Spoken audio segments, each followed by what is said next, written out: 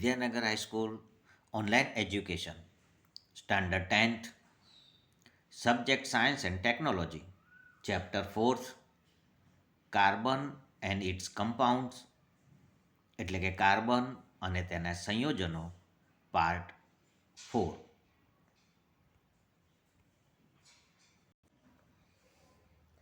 મિત્રો, આપણે ગયા વિડીયોમાં ક્રિયાશીલ સમૂહ અને તે ક્રિયાશીલ સમૂહ જો હાઇડ્રોકાર્બનમાં કોઈ હાઇડ્રોજનનું વિસ્થાપન કરીને લાગેલા હોય તો તે કાર્બનિક સંયોજનનું નામકરણ કેવી રીતે કરી શકાય તેની વાત કરી હતી.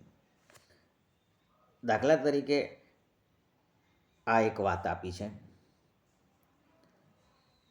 હાઇડ્રોકાર્બન છે પણ સહસંયોજક દ્વિબંધ છે, આથી તેને આપણે આલ્કીન કહીએ છીએ. તેના નામકરણમાં ઇન પ્રત્યય લાગે છે. 3 કાર્બન ધરાવતો મુખ્ય હાઇડ્રોકાર્બન શ્રેણી છે, આથી તે પ્રોપેન છે મુખ્ય, અને ઇન પ્રત્યય લગાડીશું એટલે પ્રોપેન પ્લસ ઇન એટલે તેનું નામ થશે પ્રોપિન. એ જ રીતે આગળ જે નીચે આપ્યું છે સહસંયોજક ત્રિબંધ છે એટલે તેને આલ્કાઇન કહીશું. તેના નામકરણમાં પ્રત્યય આઇન લાગે છે, પ્રોપેન પ્લસ આઇન એટલે કે પ્રોપાઇન. આ જ રીતે અહીંયા કોષ્ટકમાં આપેલા બીજા એક ઉદાહરણ જોઈએ.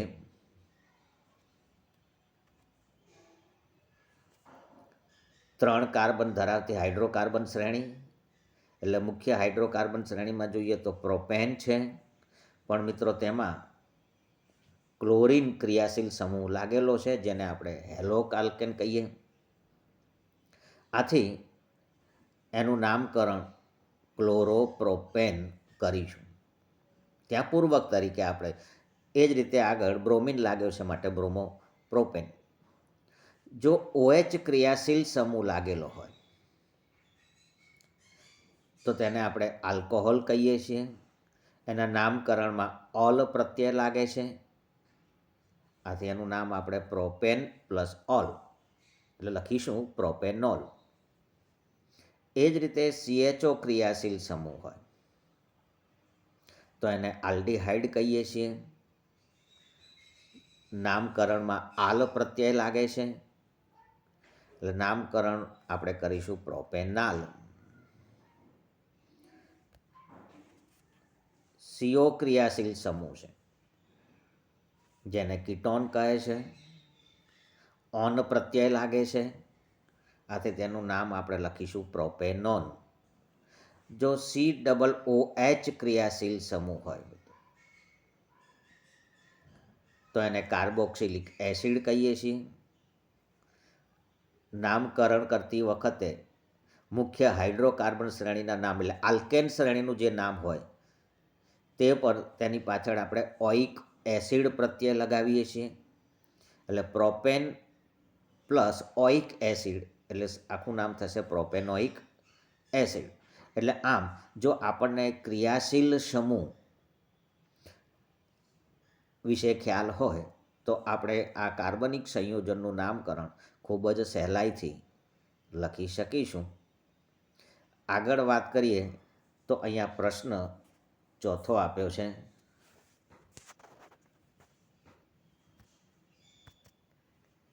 સોરી, થોડુંક વ્યવસ્થિત કરી દઈએ આપણે.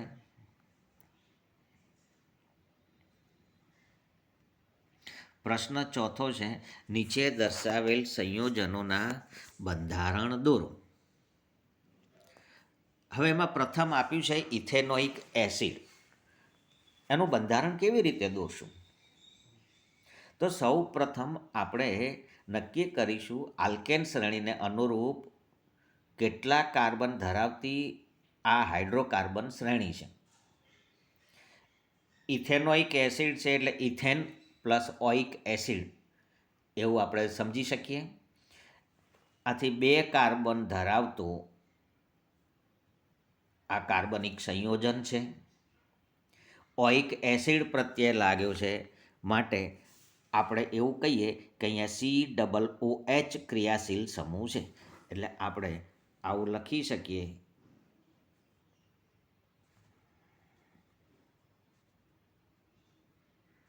આ થઈ ગયું COOH ક્રિયાશીલ સમૂહ એટલે કાર્બોક્સિલિક એસિડ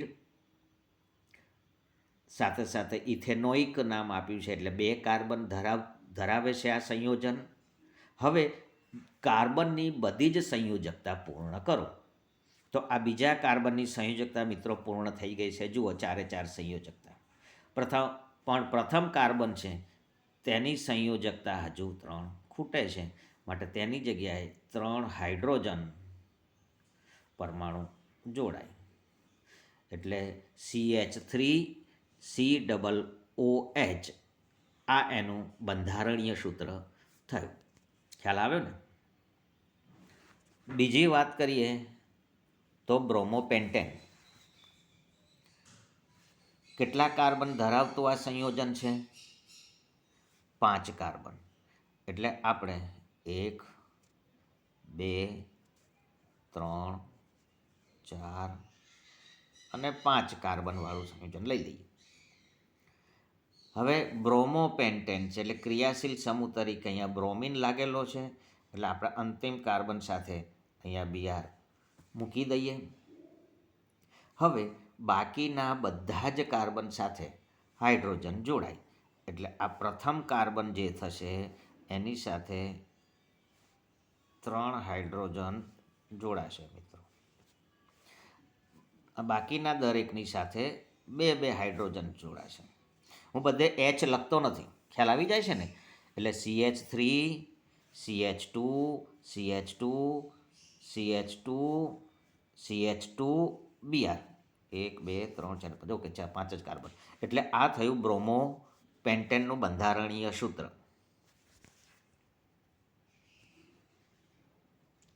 ત્રીજું આપ્યું છે બ્યુટેનોન. કેટલા કાર્બન હશે? યાદ કરો આલ્કેન શ્રેણી: methane, ethane, propane, butane, pentane, hexane, heptane. આપણે બુકમાં હેક્ઝેન સુધી આપ્યું છે. તો બ્યુટેન કયા નંબરમાં આવે છે? મિથેન, ઇથેન, પ્રોપેન અને બ્યુટેન ચોથા ક્રમમાં. એટલે તે 4 કાર્બન ધરાવતું અહીંયા કાર્બન સંયોજન છે. એટલે 4 કાર્બન આપણે લખવો પડે. હવે નોન છે, બ્યુટેનોન. એટલે પાછળ પ્રત્યય કયો આવ્યો છે? ઓન. એટલે અહીંયા કયો ક્રિયાશીલ સમૂહ હશે? કીટોન. હવે કીટોન હોય એટલે કીટોનમાં શું છે મિત્રો? CO. પણ એમાં અંતિમ કાર્બનમાં ક્યારે હોઈ શકે નહીં. એટલે આવી રીતે આપણે કરવું પડે. હવે 4 કાર્બન કરવાના છે તો એવું પણ થાય કે આ રીતે 3 કાર્બન હોય અને ચોથો કાર્બન. થઈ ગયા 4 કાર્બન. હવે બાકીની બધી સંયોજકતા હાઇડ્રોજન વડે પૂર્ણ કરો. આ પ્રથમ કાર્બનમાં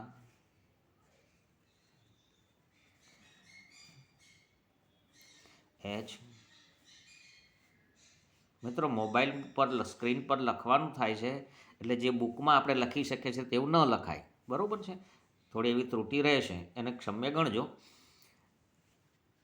એટલે પહેલા કાર્બન સાથે 3 હાઇડ્રોજન, બીજા કાર્બન સાથે 2 હાઇડ્રોજન. હવે આ કાર્બન જે છે જેની સાથે O લાગેલો છે તે કાર્બન, તેની જુઓ 4 સંયોજકતા પૂર્ણ થઈ જાય છે, માટે ત્યાં હાઇડ્રોજન લાગશે નહીં. અને અંતિમ કાર્બન સાથે 3 હાઇડ્રોજન એટલે CH3 CH2 CO CH3. ક્યારેક આ જે છે તેને આપણે બીજા નંબરના કાર્બન સાથે પણ લખી શકીએ છીએ. એટલે ટૂંકમાં આ કીટોન એટલે CO જે છે તે અંતિમ કાર્બન સાથે ન હોય, અંદરના કાર્બન સાથે હોય. શા માટે? અને એટલા માટે જ જ્યારે બુકમાં આપણે લખ્યું છે કીટોન, માટે આવું લખીને આપ્યું છે. એટલે કાર્બન છે એની સાથે ઓક્સિજન જોડાયેલો છે અને તે કાર્બન એની સાથે બીજા 2 અહીંયા કાર્બન જોડાયેલા છે. ટૂંકમાં તમને બ્યુટેનોનનું બંધારણીય સૂત્ર દોરતા ફાવી ગયું. CH3 CH2 CO CH3.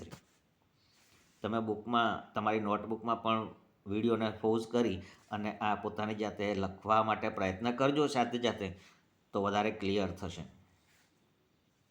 હેક્ઝેનાલ કેટલા કાર્બન છે? 6 કાર્બન. હેક્ઝેન પરથી તમને ખ્યાલ આવે કે 6 કાર્બન છે. નાલ પ્રત્યય છે, શું પાછળ નાલ છે એટલે પ્રત્યય કયો છે? આલ મિત્રો. હેક્ઝેન પ્લસ આલ એટલે CHO ક્રિયાશીલ સમૂહ હશે. એટલે મુખ્ય કાર્બન તમારે કરવાના છે 6. 1 2 3 4 5 અને 6. અને ક્રિયાશીલ સમૂહ છે CHO. એટલે CHO એટલે કઈ રીતે કરશું મિત્રો? આપણે આવું લખી શકીએ. સોરી એ ત્યાં નથી લખવાનું.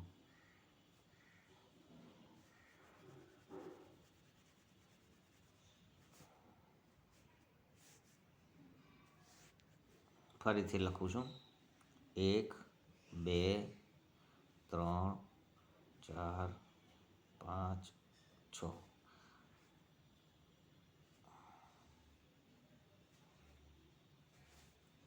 એટલે છેલ્લેમાં CHO આવ્યું. બાકીની બધી જે છે અહીંયા 2 H આવશે, આની જોડે ઉપર નીચે 2 H આવશે અને પ્રથમ કાર્બન સાથે 3 આવશે. એટલે CH3 CH2 CH2 CH2 CH2 CHO. આગળ પ્રશ્ન, શું પેન્ટેનના બંધારણીય સમઘટક શક્ય છે? હા મિત્રો, પેન્ટેન તમે લખી શકો છો, બરોબર છે. કાર્બન 5.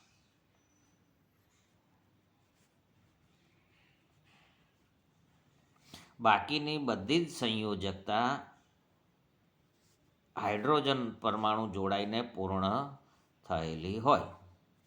પણ જો એક હાઇડ્રોજન, આ પ્રથમ કાર્બન જે છે, એટલે અહીંયા પણ પ્રથમ ગણી શકીએ, જમણી બાજુથી ગણો તો, અને ડાબી બાજુથી ગણો તો આ કાર્બન, એટલે ટૂંકમાં છેડા પરના કાર્બન. જો અંતિમ કાર્બન છે તે અંતિમ કાર્બનમાંથી એક હાઇડ્રોજન મુક્ત થાય અને ત્યાં બ્રોમિન લાગી જાય, એટલે આ અંતિમ કાર્બન સાથે Br લાગે, અથવા તો અહીંયા પણ Br લાગે.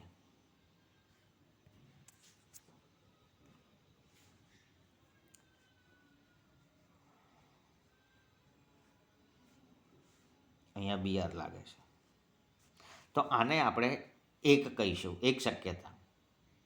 પણ એવું પણ બને મિત્રો, અહીંયા જે બ્રોમિન છે ત્યાં બ્રોમિન ન લાગે, ત્યાં હાઇડ્રો, પણ આ બીજા નંબરના, ડાબી બાજુથી બીજો અને જમણી બાજુથી પણ બીજો, તો બીજા નંબરના કાર્બનમાંથી એક હાઇડ્રોજન મુક્ત થાય અને બ્રોમિન લાગે, તો એ બીજી એક શક્યતા થઈ. અને ત્યાં પણ ન થાય, ત્યાં પણ મધ્યનો જે કાર્બન છે તેનો હાઇડ્રોજન દૂર થાય અને Br લાગે. તો આ રીતે 3 શક્યતા થઈ.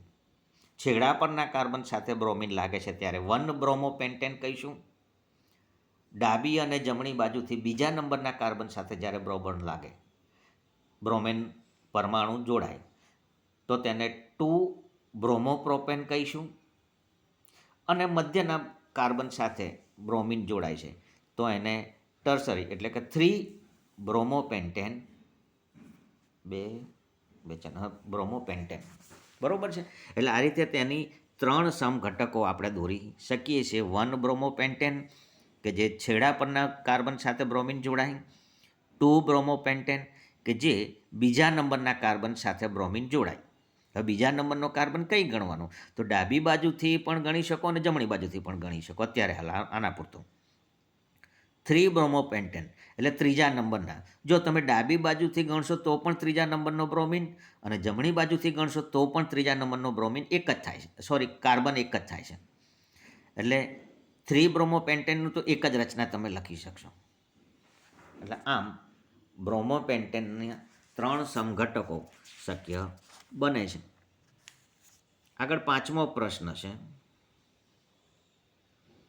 નીચે દર્શાવેલ સંયોજનનું નામ તમે કેવી રીતે આપશો? વિડીયો પોઝ કરીને તમે નામ તમારી બુકમાં લખી કાઢો, રફ કાગળ પેજમાં, અને પછી જુઓ તમે કેટલા સાચા પડો છો.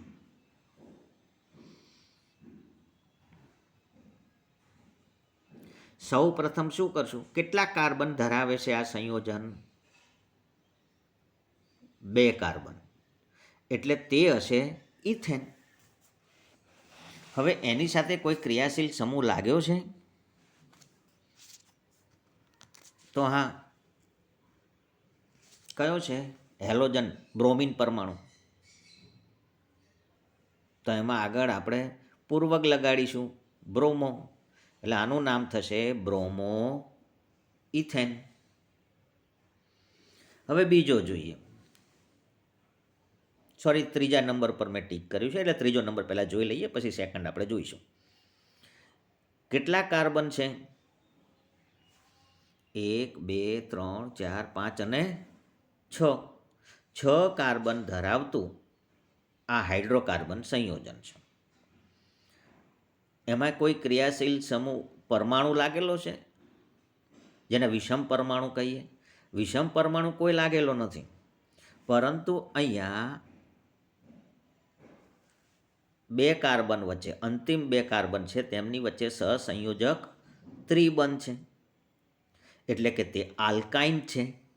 અને આલ્કાઇન હોય તો પાછળ આઇન પ્રત્યય લગાડવાનો છે, એટલે આ થશે હેક્ઝાઇન, કારણ કે 6 કાર્બનવાળું hexane, methane, ethane, propane, butane, pentane ને હેક્ઝેન 6ઠ્ઠા ક્રમમાં.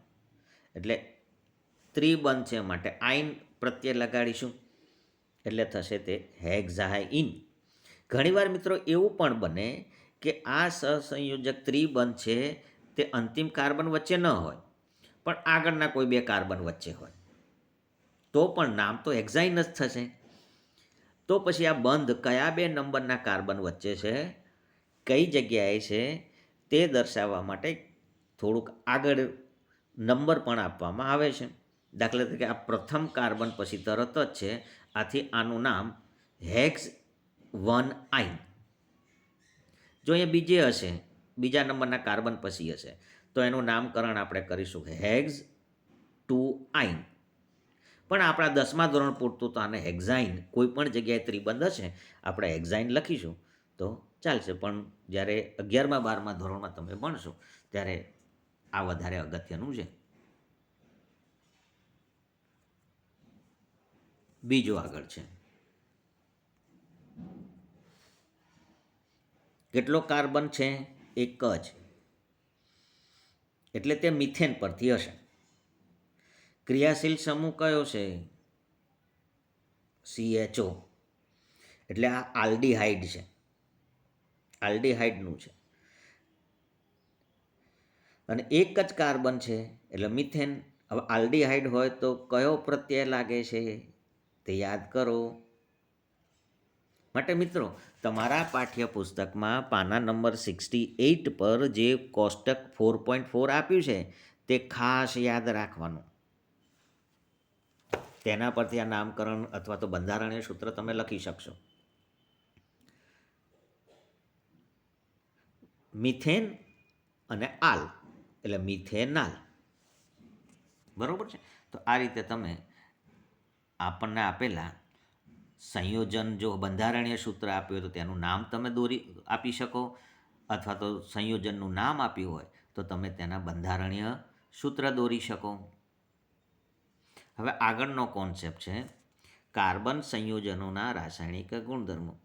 વિદ્યાર્થી મિત્રો, એક વાત અહીંયા કરી દઉં કે આ પાઠ્યપુસ્તકમાં હાલની જે આ કોરોનાની મહામારીને લઈને સ્કૂલો ચાલુ નથી, અથવા તો અભ્યાસમાં જે ડિસ્ટર્બન્સ છે એને કારણે વાર્ષિક તમારી જે બોર્ડની પરીક્ષા છે તેમાં તમને કયા કયા પ્રકરણોમાં કયા કોન્સેપ્ટ રદ કર્યા છે એની એક PDF મોકલી પણ હશે વર્ગ શિક્ષકે.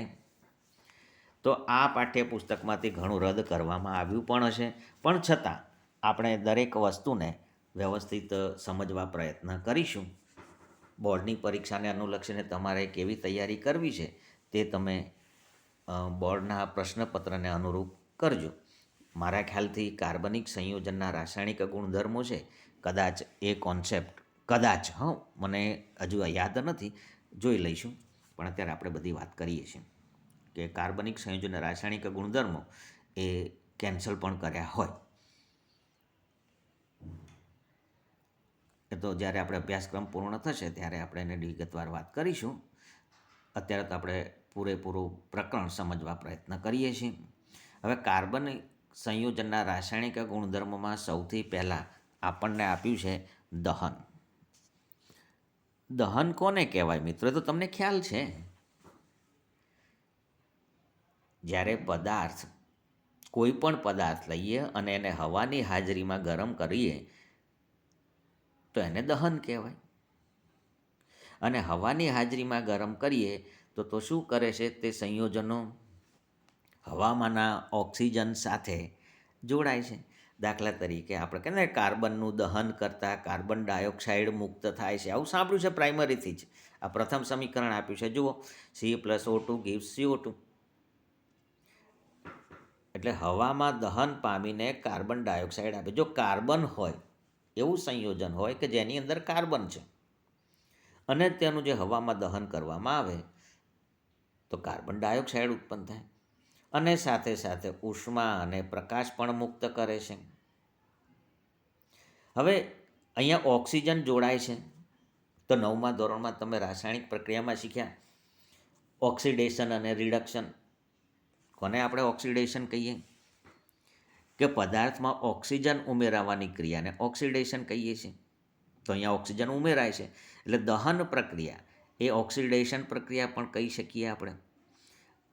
પણ ક્યારેક દહન પ્રક્રિયાઓ જે છે, તો ઓક્સિડેશન પ્રક્રિયાઓ જે છે, તેમાં રિડક્શન પ્રક્રિયા પણ તમે શીખ્યા હતા. અને ઓક્સિડેશન કરતા અને રિડક્શન કરતા શબ્દ પણ તમે સમજ્યા હશો. તો જે પદાર્થ અન્ય પદાર્થનું ઓક્સિડેશન કરે છે, એટલે કે જે પદાર્થ અન્ય પદાર્થમાં ઓક્સિજન ઉમેરવા માટે સક્ષમ હોય તેને ઓક્સિડેશન કરતા કહે છે. તો અહીંયા આપણને દહનની કેટલીક પ્રક્રિયાઓ આપી છે. હવે દહન જ્યારે કરવામાં આવે છે કાર્બનિક સંયોજનને અથવા તો હાઇડ્રોકાર્બનને, તો આ ખાસ યાદ રાખવાનું છે. સંતૃપ્ત હાઇડ્રોકાર્બન સંયોજનો કાળા ધુમાડા રહિત જ્યોત આપે છે. જ્યારે જો સંતૃપ્ત હાઇડ્રોકાર્બન સંયોજનનું દહન કરવામાં આવે તો જ્યોત એટલે પ્રકાશ તો મળે જ છે, પણ ધુમાડા રહિત જ્યોત મળે છે. ધુમાડા રહિત એટલે યાદ રાખજો મિત્રો, અહીંયા ભૂલ કરે છે ઘણા મિત્રો, રહિત અને સહિત. ધુમાડા રહિત એટલે ધુમાડો થતો નથી, ધુમાડા વગર જ્યોત આપે. દાખલા તરીકે આપણે જે ગેસ રસોડાની અંદર આપણે જે ગેસ સળગાવી છે ત્યાં ભૂરી જ્યોત મળે છે એ ગેસની, પણ ધુમાડો થતો નથી. તો એ ધુમાડા રહિત જ્યોત. પણ આગળ છે કે જ્યારે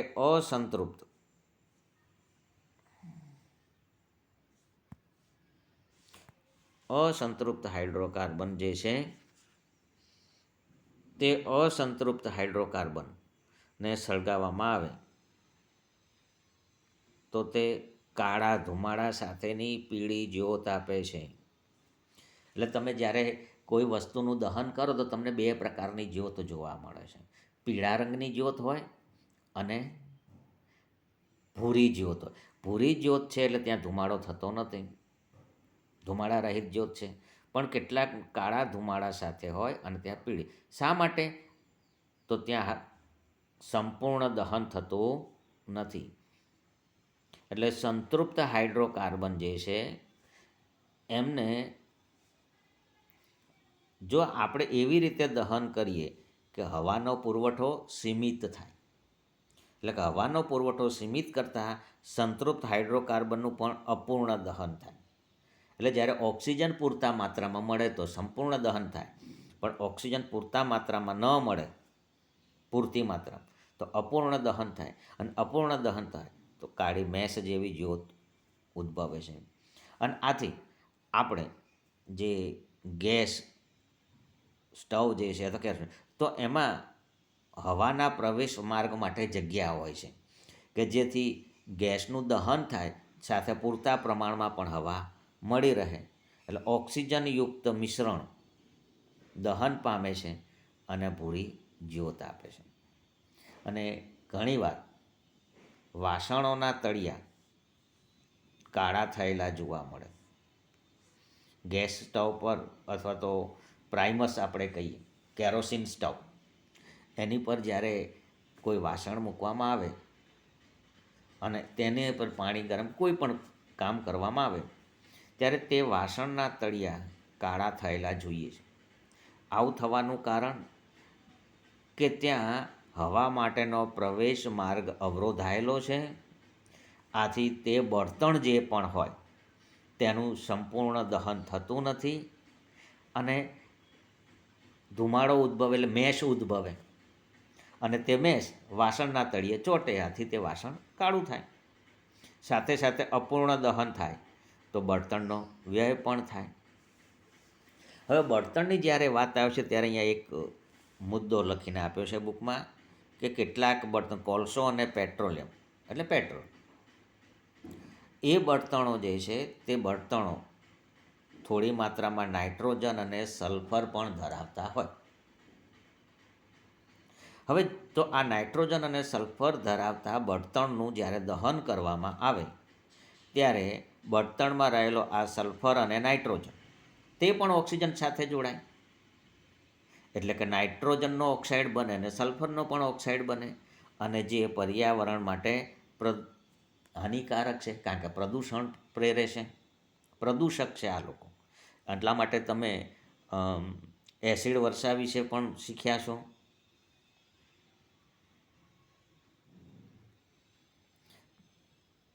આગળ મેં વાત કરી હતી બીજી પ્રક્રિયા, એમાં આવી ગઈ ઓક્સિડેશન. વાત કરીને ઓક્સિડેશન કોને કહેવાય ને ઓક્સિડેશન કરતા કોને કહેવાય.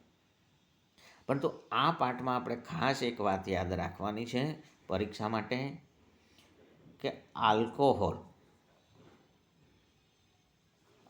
કોને કહીએ? એવો હાઇડ્રોકાર્બન જેમાં OH ક્રિયાશીલ સમૂહ છે અને એનું જ્યારે ઓક્સિડેશન કરવામાં આવે ત્યારે કાર્બોક્સિલિક એસિડમાં ફેરવાય છે, એટલે COOH બને છે. એવો અહીંયા R લખો એટલે CH3CH2 જે હોય તે આલ્કાઇલ, એમાં અંતિમ કાર્બન સાથે OH જોડાયેલો છે. જો એનું ઓક્સિડેશન કરવામાં આવે તો RCOOH બને. જો એની પાસે ઓક્સિજન 1 હતો અને ઓક્સિજન 2 થયા, એટલે જે સંયોજનમાં ઓક્સિજનનો ઉમેરો થાય તો તેનું ઓક્સિડેશન થયું છે એમ આપણે કહીએ છીએ. તો આલ્કોહોલ, આ ખાસ યાદ રાખવાનું કે આલ્કોહોલનું જો ઓક્સિડેશન કરવામાં આવે તો કાર્બોક્સિલિક એસિડ બને. પણ આ ઓક્સિડેશન પ્રક્રિયા મિત્રો ઓક્સિડેશન કરતા પદાર્થની હાજરીમાં કરવાની આવે, એવું તો સંયોજન હોવું જોઈએ ને અહીંયા કે જે આમનામાં ઓક્સિજનનો ઉમેરો કરી શકે. તો ઓક્સિજનનો ઉમેરો કરી શકે તેવું જે સંયોજન કે જેને આપણે કહીએ છીએ ઓક્સિડેશન કરતા, એની હાજરીમાં પ્રક્રિયા કરવામાં આવે છે. તો અહીંયા પ્રક્રિયા આપણને આપી છે. જો કયું સંયોજન આપ્યું છે હવે તો તમને આવડવું જ જોઈએ. 2 કાર્બન, ઇથેન, OH ક્રિયાશીલ સમૂહ લાગેલો છે, માટે પાછળ પ્રત્યય લગાડીશું ઓલ, એટલે આ સંયોજન છે ઇથેનોલ. અને ઇથેનોલનું KMnO4 અને K2Cr2O4 એટલે કે પોટેશિયમ પરમેંગેનેટ અને પોટેશિયમ ડાયક્રોમેટ આવા ઓક્સિડેશન કરતા પદાર્થની હાજરીમાં એમને જો ઉષ્મા આપીએ એટલે ગરમ કરીએ છીએ એટલે કે ઓક્સિડેશન કરીએ છીએ તો COOH ક્રિયાશીલ સમૂહ લાગે છે. કાર્બનની સંખ્યા એટલી ને એટલી જ છે મિત્રો. જુઓ 2 કાર્બન ધરાવતું સંયોજન, આ પણ 2 કાર્બન ધરાવતું સંયોજન મળ્યું નિપજ તરીકે, પણ અહીંયા OH લાગેલો છે, અહીંયા COOH ક્રિયાશીલ સમૂહ છે. સમજાય છે? તો આમ આલ્કોહોલનું ઓક્સિડેશન કરતા પદાર્થની હાજરીમાં જો ઓક્સિડેશન કરવામાં આવે તો તે કાર્બોક્સિલિક એસિડમાં ફેરવાય છે. ઓક્સિડેશન કરતા પદાર્થ તરીકે કયા સંયોજન વાપરવામાં આવે છે તે યાદ રાખજો. ત્યાર પછી આગળ ત્રીજી પ્રક્રિયા આપી છે યોગશીલ પ્રક્રિયા.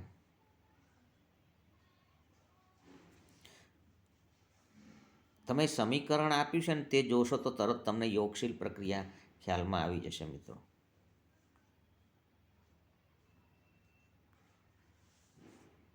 જો સમીકરણ જુઓ,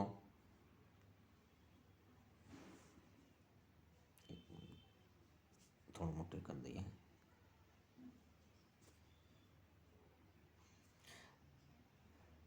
શું છે અહીંયા? એવું હાઇડ્રોકાર્બન આપ્યું છે કે જેમાં સહસંયોજક દ્વિબંધ છે.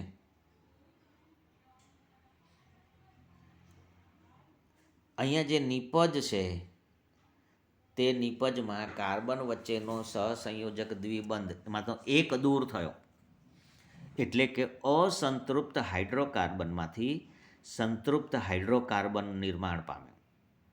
તો આવી પ્રક્રિયાને આપણે યોગશીલ પ્રક્રિયા કહીએ છીએ. પણ શું થાય છે તેમાં? જ્યારે આ બે કાર્બન છે, સહસંયોજક દ્વિબંધ છે, એ તૂટે એટલે બંને કાર્બનનો એક એક ઇલેક્ટ્રોન જે છે, બંને કાર્બન વચ્ચે ઇલેક્ટ્રોન યુગ્મ બંધ બન્યો હશે ને, તે મુક્ત થાય છે અને તેમની સાથે આ હાઇડ્રોજન ઉમેરાય છે, એટલે બંધ બનાવે છે.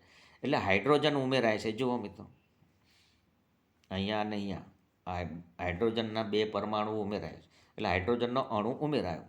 હવે વાંચીએ બુકમાં કેવું આપ્યું છે.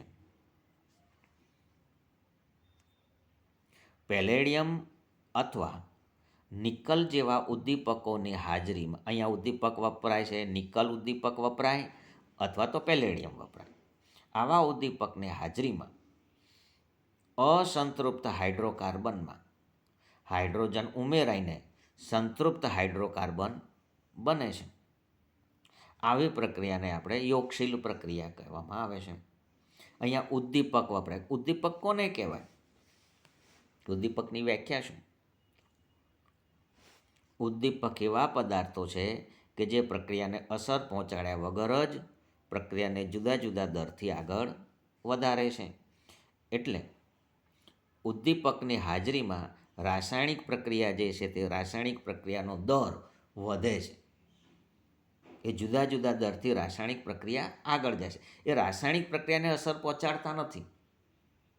એટલે કે રાસાયણિક પ્રક્રિયામાં ઉદ્દીપકો ભાગ લેતા નથી, પરંતુ તે રાસાયણિક પ્રક્રિયાનું જે છે એને જુદા જુદા દરથી આગળ વધારે છે.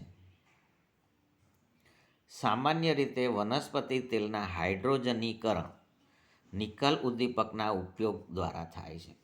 વનસ્પતિ તેલ, એ વનસ્પતિ તેલ જે છે તે અસંતૃપ્ત કાર્બન શૃંખલા ધરાવે છે.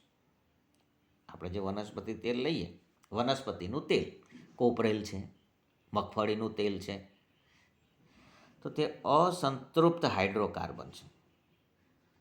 અને જ્યારે તેમને નિકલ ઉદ્દીપકની હાજરીમાં પ્રક્રિયા કરવામાં આવે ત્યારે સંતૃપ્તમાં ફેરવાય છે અને હાઇડ્રોજન અણુ ઉમેરાય છે.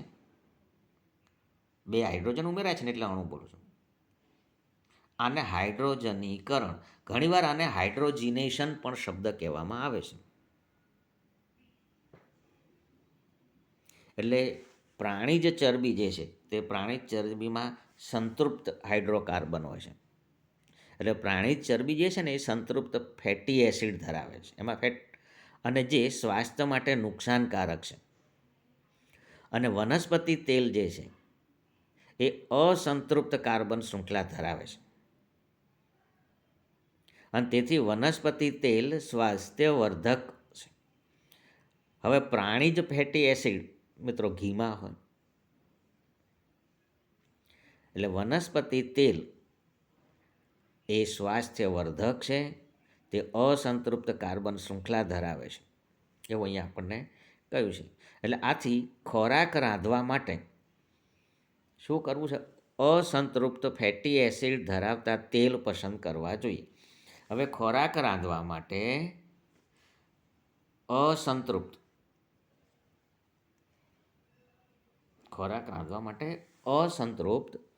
ફેટી એસિડ પસંદ કરવા જોઈએ, કારણ કે તે સ્વાસ્થ્યવર્ધક છે. પણ પ્રાણીજ ચરબીમાં તો સંતૃપ્ત છે, તો પ્રાણીજ ચરબીનું ફેટી એસિડવાળું ઘી સામાન્ય રીતે આપણે વાપરીએ છીએ, પણ તે સંતૃપ્ત છે.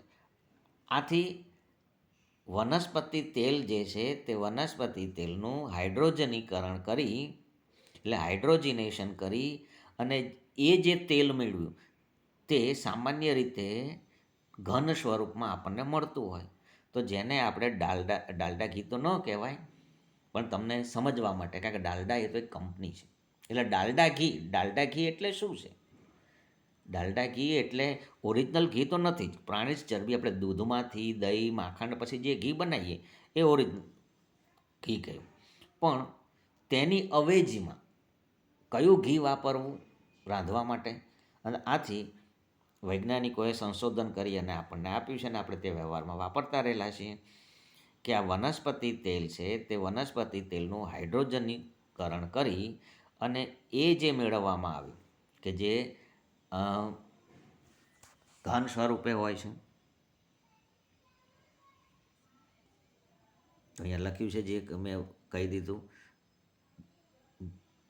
સામાન્ય રીતે પ્રાણીજ ચરબીમાં સંતૃપ્ત ફેટી એસિડ હોય છે, જે સ્વાસ્થ્ય માટે નુકસાનકારક કહેવાય છે. આથી ખોરાક રાંધવા માટે અસંતૃપ્ત ફેટી એસિડ ધરાવતા તેલ પસંદ કરવા જોઈએ. ત્યાર પછી વિસ્થાપન પ્રક્રિયા આપી છે મિત્રો. રાસાયણિક સમીકરણ જુઓ તરત ખ્યાલ આવશે. CH4 એટલે મિથેન છે, એની ક્લોરીન સાથે પ્રક્રિયા કરવામાં આવે છે Cl2. શું થયું? CH3Cl મળ્યું. એટલે કાર્બનની સાથે જે 4 હાઇડ્રોજન જોડાયેલા હતા મિત્રો,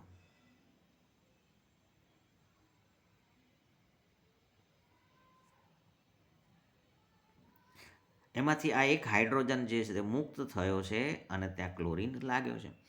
એટલે હાઇડ્રોજનને દૂર કરી અને ક્લોરીન જોડાયો છે. તો આને આપણે વિસ્થાપન પ્રક્રિયા કહીએ છીએ.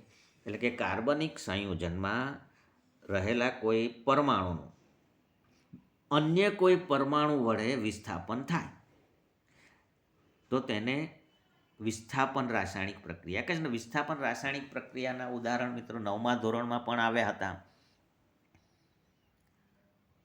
એવું પણ બને કે હજુ બીજા આગળ રાસાયણિક પ્રક્રિયા કરીએ, CH3Cl જે છે એની પણ ક્લોરીન સાથે પ્રક્રિયા કરીએ તો બીજો ક્લોરીન પરમાણુ પણ અહીંયા જોડાય. હવે એટલે કે ડાયક્લોરોમિથેન, અહીંયા આપણને જે છે તે આ ક્લોરોમિથેન છે, CH3Cl એટલે ક્લોરોમિથેન, પણ એના ઉપરથી બનેલું CH2Cl2, તો ડાયક્લોરોમિથેન એને આપણે કહીએ. સૂર્યપ્રકાશની હાજરીમાં આ પ્રક્રિયા કરવામાં આવે છે. ત્યાર પછી 2 પ્રશ્ન છે, ટૂંકમાં લઈ લઈએ. ઇથેનોલનું ઇથેનોઇક એસિડમાં રૂપાંતર શા માટે ઓક્સિડેશન પ્રક્રિયા છે? આગળ જ કહ્યું મિત્રો કે ઇથેનોલ જે છે તે ઇથેનોલમાં કેટલા ઓક્સિજન છે? એક જ ઓક્સિજન પરમાણુ ધરાવે છે, અને જે નિપજ મળે છે ઇથેનોઇક એસિડ, એમાં COOH ક્રિયાશીલ સમૂહ થયો ને, અને આથી તે ઓક્સિજનનો ઉમેરો થાય છે આમાં, એવું કહી શકીએ. એટલે તે ઓક્સિડેશન પ્રક્રિયા છે. બીજું, ઓક્સિજન અને ઇથાઇનનું મિશ્રણ વેલ્ડિંગ માટે સળગાવવામાં આવે છે. શું તમે કહી શકો કે શા માટે ઇથાઇન અને હવાના મિશ્રણનો ઉપયોગ થતો નથી? હવે મિત્રો, ઇથાઇન જે છે એનું દહન કરવાનું છે વેલ્ડિંગ કરવા માટે, અને દહન થાય તો ઉષ્મા અને પ્રકાશ બંને ઉત્પન્ન થાય. અહીંયા આપણે ઉષ્મા વધારે જોઈએ, વધારે માત્રામાં ઉષ્મા ઉત્પન્ન થાય તો વેલ્ડિંગ બહુ સરળતાથી થાય. એક વાત, એટલે સંપૂર્ણ દહન થવું જોઈએ. હવે દહન થવા માટે પૂરતા પ્રમાણમાં ઓક્સિજન મળવો જોઈએ. એટલે ઇથાઇનનું ઓક્સિજન સાથે મિશ્રણ કરીએ છીએ એટલે ઇથાઇનને પૂરતા પ્રમાણમાં ઓક્સિજન મળે છે. પણ પ્યોર ઓક્સિજનને બદલે જો આપણે હવાનો ઉપયોગ કરીએ તો હવા તો મિશ્રણ છે, એમાં માત્ર થોડો ઓક્સિજન છે. અન્ય ગેસ પણ હોય. તો ઇથાઇનને હવાના મિશ્રણ સાથે જ્યારે દહન કરવામાં આવે છે ત્યારે સંપૂર્ણ દહન થતું નથી, અપૂર્ણ દહન થાય છે. અને અપૂર્ણ દહન થવાથી ઓછી ઉષ્મા ઉત્પન્ન થાય છે અને જે વેલ્ડિંગ માટે જરૂરી જે ઉર્જા છે એના કરતાં ઓછી મળે છે. આથી ઇથાઇન અને હવાના મિશ્રણનો ઉપયોગ વેલ્ડિંગ માટે કરવામાં આવતો નથી. ત્યાર પછી આગળ કેટલાક મહત્ત્વપૂર્ણ કાર્બન સંયોજનો, એમાં એક ઇથેનોલ અને ઇથેનોઇક એસિડ, એ બંને વિશે વાત અહીંયા કરેલી છે. તે આપણે હવે નેક્સ્ટ વિડીયોમાં જોઈશું.